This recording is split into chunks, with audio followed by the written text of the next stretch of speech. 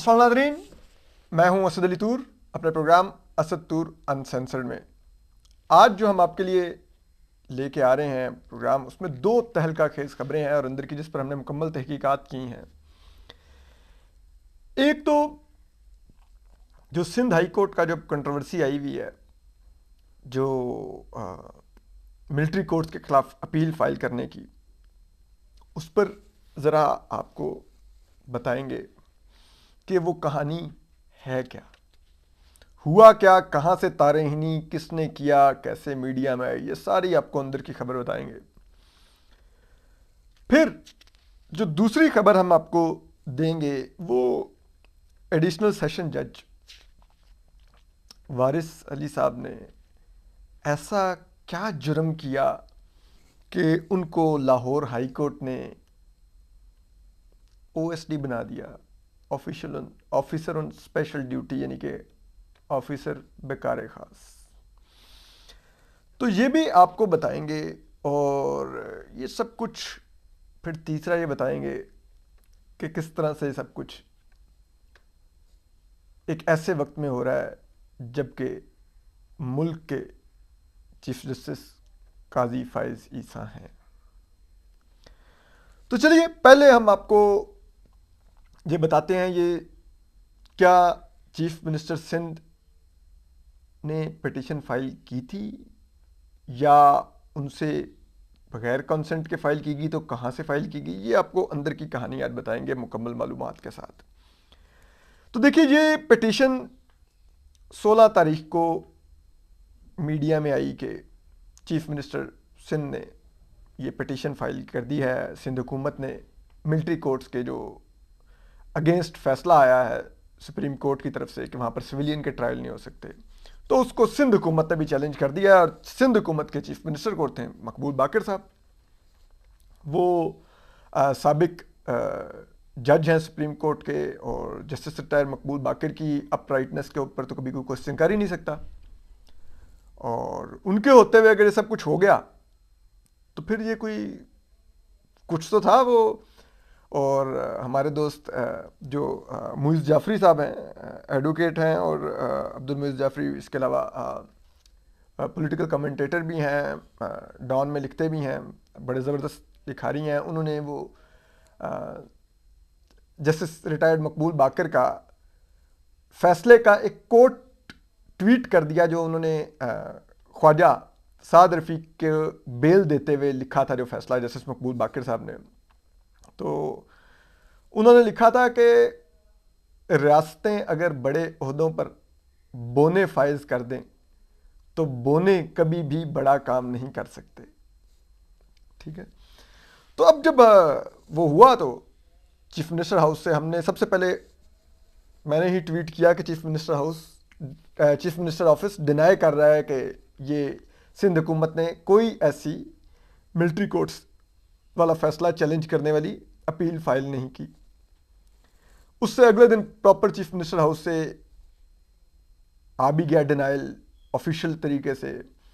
Advocate general ने भी deny कर दिया, जो एडवोकेट जनरल सिंध थे, कि हमने नहीं फाइल की मिलिट्री कोर्ट्स के खिलाफ अपील। तो फिर ये कहाँ से आई भाई, ये आपको बताते हैं कहानी।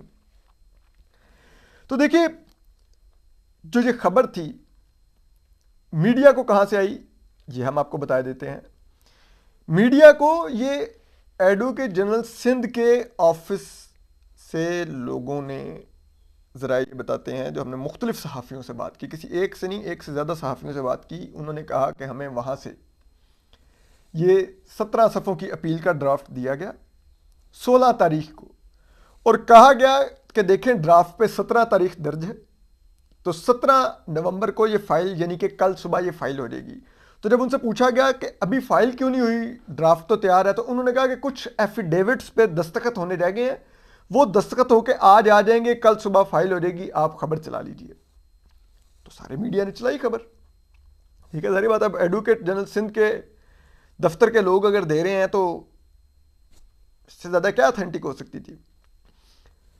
लेकिन अब जो खबर थी, जो अपील का ड्राफ्ट था, वो जहाज़ेब अवान साहब ने, एक कराची के सीनियर लॉयर हैं, हैदर मोता एंड को के, उन्होंने सिंध हुकूमत के बिहाफ पर यह अपील ड्राफ्ट की हुई थी। और जो एडवोकेट ऑन रिकॉर्ड इसमें उन्होंने पहले चुना था वो मोहम्मद शरीफ जंजुआ साहब थे, जिन्होंने ये फाइल करनी थी। ठीक है, अब मोहम्मद शरीफ जंजुआ साहब कहते हैं कि भाई मुझे तो कहा गया था कि अपील फाइल कर दो, और फिर all of sudden appeal file होने से पहले मीडिया पर चलने लग गई, और अभी मैंने तो फाइल करनी थी। तो अब जहाजेब अवान साहब को कहाँ गए? अब जब हमने चीफ मिनिस्टर हाउस के जराये से चेक किया तो उनका ये कहना था कि जो चीफ मिनिस्टर ऑफिस, सॉरी, तो उन जराये का ये कहना था कि भाई 16 तारीख को जो जस्टिस रिटायर्ड मकबूल बाकर साहब हैं, जो caretaker chief minister Sindh हैं, वो इस्लामाबाद के रास्ते में थे, इस्लामाबाद जा रहे थे अहम वो SIFC और दीगर इजलासों में शिरकत के लिए।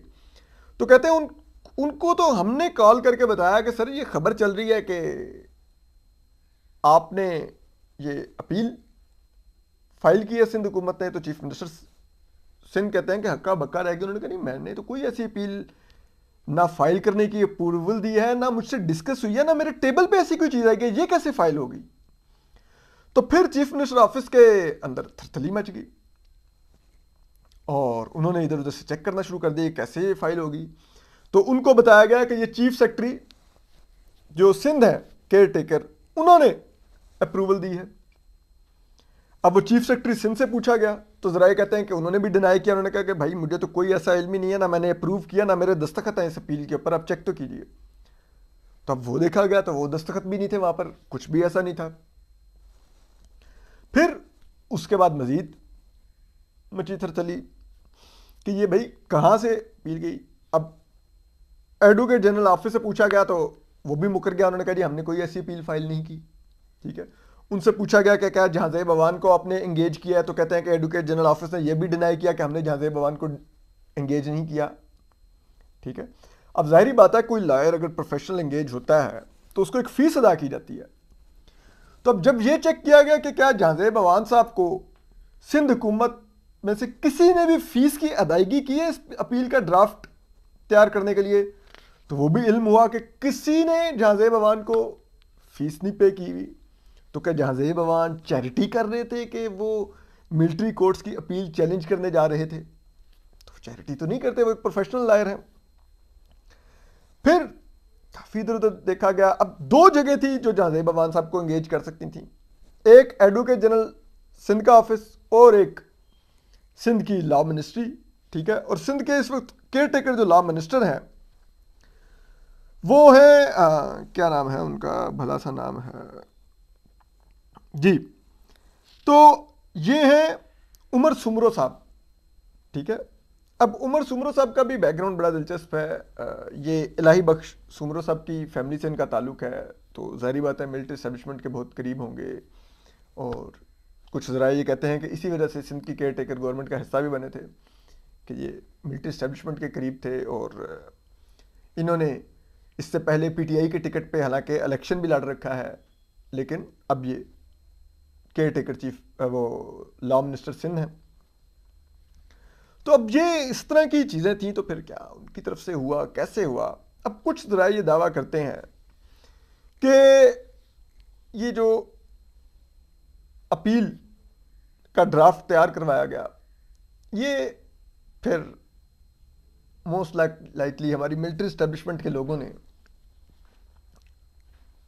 डायरेक्टली, ज़रा ये कहते हैं कि जहांजेब अवान साहब को इंगेज किया और उनको कहा कि आप ये तैयार करके हम फाइल करवा लेंगे, और उनको जो भी अदायगी होनी थी वो मिलिट्री एस्टेब्लिशमेंट की तरफ से होनी थी। और नाम किसका यूज़ होना था? वो सिंध हुकूमत का यूज़ होना था।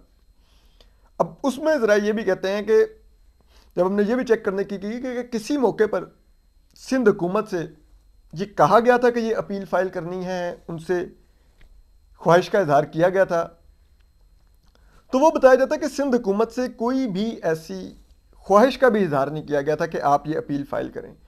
इनफॉर्मली एक दफ़ा कहीं बात हुई थी जिस पर जो राय दी गई वो ये थी कि पहली बात कि सिंध हुकूमत इस केस में फ्री की नहीं थी, तो वो सिंध हुकूमत मुतासरा फ्री की नहीं बनती, तो लीगली हम अपील नहीं फाइल कर सकते। दूसरा कि सिंध की सरजमीन पर इस वक्त किसी भी सिंध के शहरी का मिलिट्री कोर्ट में ट्रायल नहीं हो रहा कि उस वजह से भी सिंध मुतासरा फ्रीक बन सके, तो भी सिंध हुकूमत नहीं फाइल कर सकती इसमें अपील। और तीसरा कि ये मामला इस तरह से फाइल नहीं हो सकता, हमें वजूहात बताई जाए कि क्यों सिंध हुकूमत का कंधा मांगा जा रहा है, ठीक है। और उसके बाद कहते हैं कि खामोशी थी, ठीक है। अब हुआ क्या कि रातों रात ये खबर चल गई कि जी वो अपील सिंध हुकूमत ने फाइल कर दी, और वो चीफ मिनिस्टर मकबूल बाकर साहब की मंजूरी से फाइल होगी, ये वो, जबकि बात ये सारी झूठ थी। उसके बाद अब आपको और दिलचस्प बताएं, अब ये अपील वाली कंट्रोवर्सी होगी, सब कुछ हो गया, ठीक है। और उस सब के बावजूद आज के दिन तक भी चीफ मिनिस्टर ऑफिस या चीफ मिनिस्टर हाउस में इस अपील का ड्राफ्ट ना भिजवाया गया है कि देख लें अप्रूवल के लिए, ना कोई समरी भिजवाई गई है, ना कुछ है, और ये अपील, ठीक है। तो आप अब समझ सकते हैं कि ये कैसे होता है, ठीक है। आप अंदाज़ा कीजिए अब किस तरह से चीफ मिनिस्टर का ऑफिस, जिसे कहते हैं ना, बाईपास करके सिंध हुकूमत को इसमें फ्रीक बनाने की कोशिश की गई।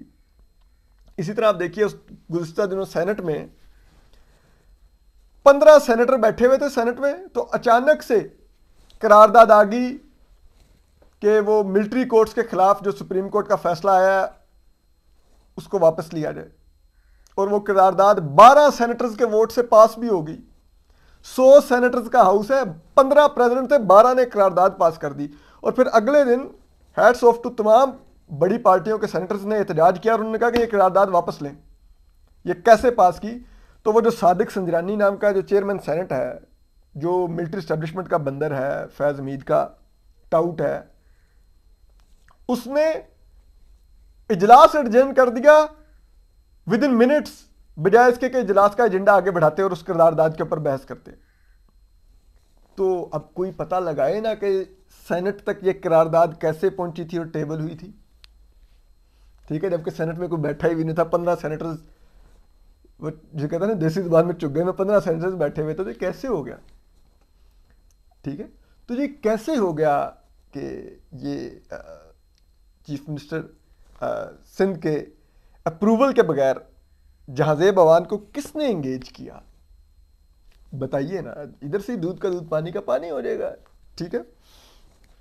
तो अब आपको जो एक और दिलचस्प कहानी है वो है जी कि एक अदद जो जज हैं, एडिशनल सेशन जज हैं,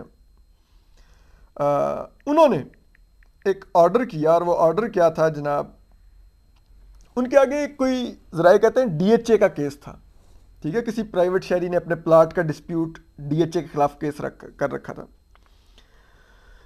उस पर ये जज साहब हैं, इनका नाम है वारिस अली साहब, ये एडिशनल सेशन जज रावलपिंडी थे इनका वर्ड मैं यूज़ करूँ, उनको हटा दिया गया, ठीक है। इन्होंने अब 16 तारीख को ये कंट्रोवर्सी आई, ये खबर मीडिया को लीक की गई कि 17 तारीख को मिलिट्री कोर्ट्स के खिलाफ सिंध हुकूमत अपील दायर करने जा रही है, मिलिट्री कोर्ट्स वाले फैसले के खिलाफ, ठीक है।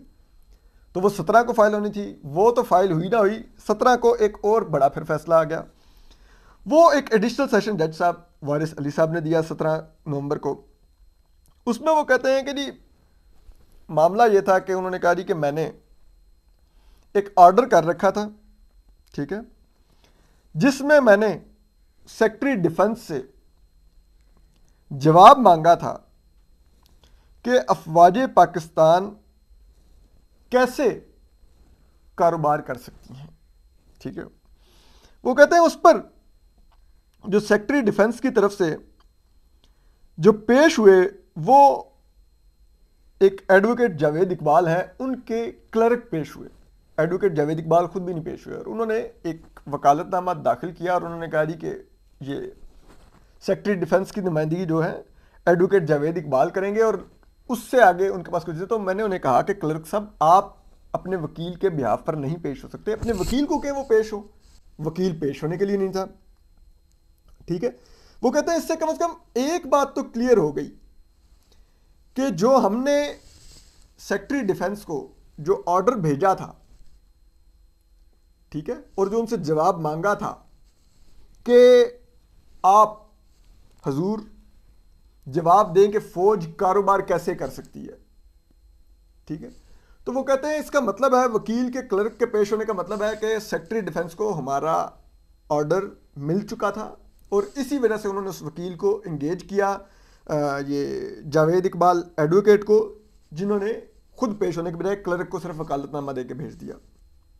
ठीक है, उन्होंने कहा फिर इसके बाद इतनी बड़ी पोजीशन पर सेक्रेटरी डिफेंस की बैठे हुए, जिन्हें कि सेक्रेटरी डिफेंस पाकिस्तान के लेफ्टिनेंट जनरल रिटायर्ड हमुदुज़्ज़मान खान साहब हैं। ठीक है, ये अगस्त 2022 में दायर हुए थे और ये कहते हैं कि कोई जनरल कमर बाजवा के कोई अजीज़ वगैरह भी हैं और बड़े उनके कोई करीबी हैं, ये लाडले हैं। तो वो कहते हैं कि जी इतने बड़े ओहदे पर बैठे हुए शख्स की तरफ से अदालत को जवाब ना देना और अदालत को यानी कि इतना नज़रअंदाज करना, ठीक है, जबकि हमने उनको 10 नवंबर का ऑर्डर किया हुआ और आज 17 तारीख हो गए, एक हफ्ते बाद भी उन्होंने जवाब देना मुनासिब नहीं समझा। अदालत को इस तरह बूट की नोक पे उन्होंने लिखा नहीं, लेकिन यही ना अदालत को बूट की नोक पे सेक्रेटरी डिफेंस साहब लिख रहे थे ना। ठीक है, उन्होंने कहा तो इस हरकत की वजह से, ठीक है, कि वो अदालती अहकामात पर अमल दरामद नहीं कर रहे, तो जज साहब जो हुकूमत पाकिस्तान है उसको हुक्म देते हैं कि वो फौरी तौर पे जो सेक्रेटरी डिफेंस हैं लेफ्टिनेंट जनरल रिटायर्ड हमुदुज़्ज़मान खान साहब, उनको ओहदे से हटा दें। ठीक है, फिर वो ये भी कहते हैं कि आर्टिकल 245 जो आईन पाकिस्तान का है वो ये कहता है कि पाकिस्तानी फौज का जो काम है वो बैरूनी जारहियत से पाकिस्तान का दिफा करना है और जो सिविल हुकूमत होगी उसकी मदद में शामिल रहना है। ठीक है, उन्होंने कहा कि इसके बाद हम अगर आर्टिकल 245 के तशरीह करें, ठीक है, और कोड ऑफ सिविल प्रोसीजर 1908 की भी हम मुतालिया करें, तो इसका मुतालिया करके अटॉर्नी जनरल ऑफ पाकिस्तान अदालत को अगली तारीख पर आकर बताएं कि आइन का आर्टिकल 245 की जो तशरीह है उसमें कहां पर आता है कि फौज निजी कारोबार कर सकती है। ठीक है, फिर एक और जो पैराग्राफ 5वां ऐड करते हैं वो भी बहुत दिलचस्प है। ठीक है जी, उसमें वो कहते हैं कि ये जो केस है ये इस निज़ाम के असल जो पाकिस्तान का जमहूरी आइनी निज़ाम और ढांचा है, इसके असल जो बेनिफिशरी हैं वो पाकिस्तान के अवाम हैं। ठीक है, और वो कहते हैं इसलिए वो ऑर्डर देते हैं कि ये जो उनका ऑर्डर है ये 92 न्यूज़, पाकिस्तान टेलीविज़न और रेडियो पाकिस्तान पर नशर किया जाए और लोगों को दावत आम दी जाए कि अगर वो अगली तारीख पर इस केस में आकर फरीक बनना चाहते हैं या मुशाहिदा करना चाहते हैं तो वो ज़रूर आएँ कि किस तरह से फ़ौज जिसको आइन में यानी कि कोई हैसियत नहीं हासिल कारोबार करने के लिए, वो कारोबार करती फिर रही है। ठीक है, और फिर वो ये भी कहते हैं, ठीक है, कि ये ऑर्डर तमाम न्यूज़पेपर्स और टीवी चैनल और रेडियो पाकिस्तान से नशर भी किया जाए और इसके बाद वो अगली तारीख 24 नवंबर 2023 मुकर्रर करते हैं, यानी कि एक हफ्ते बाद की वो तारीख देते हैं। और इसके बाद होता क्या है, ये ऑर्डर नशर होता है, अगले दिन मीडिया में आता है, सोशल मीडिया पर खुसूसन आता है और उसी वक्त लाहौर हाई कोर्ट 17 तारीख को सिविल जज वारिस अली साहब, एडिशनल सिविल जज वारिस अली साहब ऑर्डर जारी करते हैं। 18 नवंबर को, यानी कि ठीक एक दिन बाद, लाहौर हाई कोर्ट की तरफ से उनके रजिस्ट्रार शेख खालिद बशीर साहब नोटिफिकेशन जारी करते हैं और वो कहते हैं कि जी जो लाहौर हाई कोर्ट के चीफ जस्टिस हैं और जज साहिबान हैं, they are pleased to post mister Waris Ali additional session जज Rawalpindi as OSD of session court Lahore in public interest with immediate effect. यानी कि लाहौर हाई कोर्ट ये कह रहा है कि उनके चीफ जस्टिस और दीगर जज साहिबान बहुत ही मुसर्रत के साथ ये ऐलान कर रहे हैं कि वो एडिशनल सेशन जज वारिस अली साहब को ऑफिसर बराए बकार ख़ास मुकर्रर कर रहे हैं लाहौर के सेशन कोर्ट में अवामी मुफाद में, ठीक है, फौरी तौर पे, यानी कि उनको फौरी तौर पे ऑफिस छोड़ने का हुक्म दिया गया। यार मुझे एक चीज़ की बड़ी होती है कि हमारे मुल्क के जो करता धरता है, इनको ये करते हुए भी शर्म नहीं आती, ठीक है, कि हमारी आला अदलिया को क्या हुआ, ठीक है, कि क्या ऐसा बुरा कर दिया एडिशनल सेशन जज वारिस अली साहब ने कि उनके साथ ये किया गया।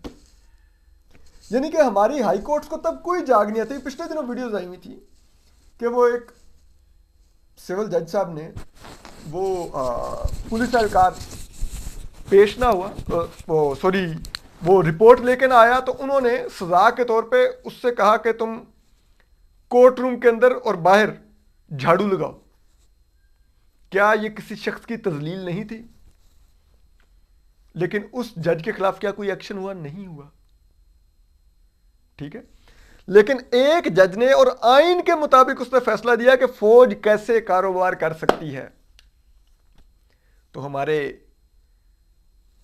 मोजिज अदलिया की माजरत के साथ चीखें निकल गई, उनका मरवा दिया, किधर लेके जा रहा है भाई, हटाओ इसको, मरवाएगा हमें। क्या है ये, कैसे हो जाता है? और मेरे लिए सबसे बड़ा जो अभी गुज़िश्ता दिनों ही चीफ जस्टिस काजी फ़ाइज़ ईसा ने बार बार अपनी फैज़ाबाद धरना केस वाली समाअतों के दौरान ये सवाल उठाया कि ये बताइए फैज़ाबाद धरना के खिलाफ, फैज़ाबाद धरना वाले फैसले के खिलाफ सबसे अपीलें किसने फाइल करवाई? वो बार बार कमरा अदालत में पूछते हैं। फिर उन्होंने अभी जो इंक्वायरी कमीशन बनाया उसके अंदर भी एक TOR शामिल करवाया कि ये भी पता करके बताएं कि सबसे अपीलें किसने फाइल करवाई थी, ठीक है। और मुझे पता है वो ये बार बार सवाल क्यों उठा रहे हैं। ये बड़ा सोचा समझा सवाल है चीफ जस्टिस कादी फ़ाइज़ ईसा का, बिकॉज ही ऑल्सो नो कि ये अपीलें किस तरह फाइल करवाई जाती हैं पाकिस्तान में, ठीक है।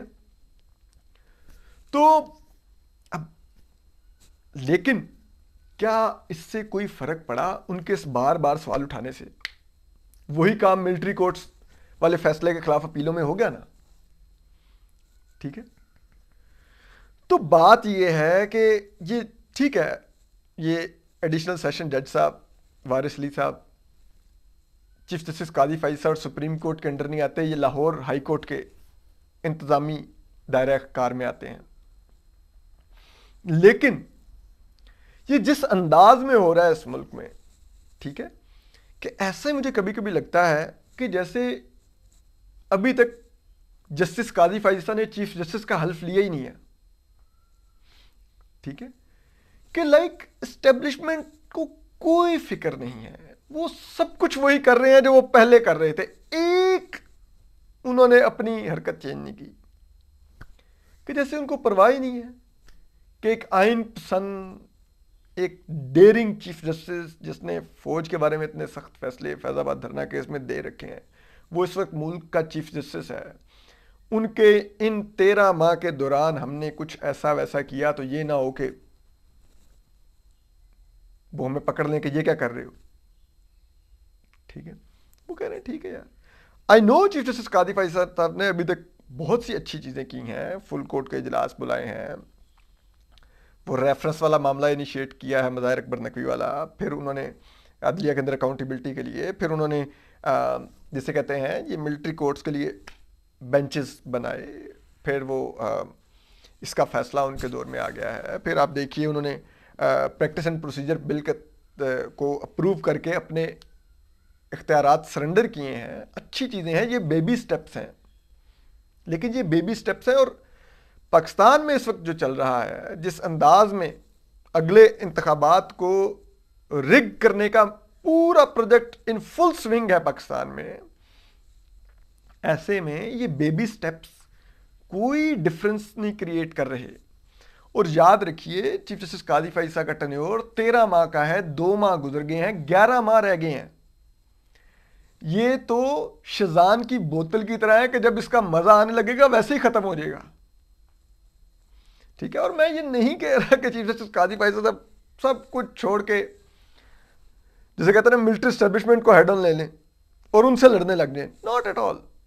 हम चाहते हैं अदलिया में रिफॉर्म्स करें, इंसाफ का निज़ाम कायम करें, और मैं इसमें यकीन रखता हूं कि इंडिविजुअल से नहीं, निज़ाम से मुल्क तब्दील होते हैं। उस निज़ाम को बेहतर करें।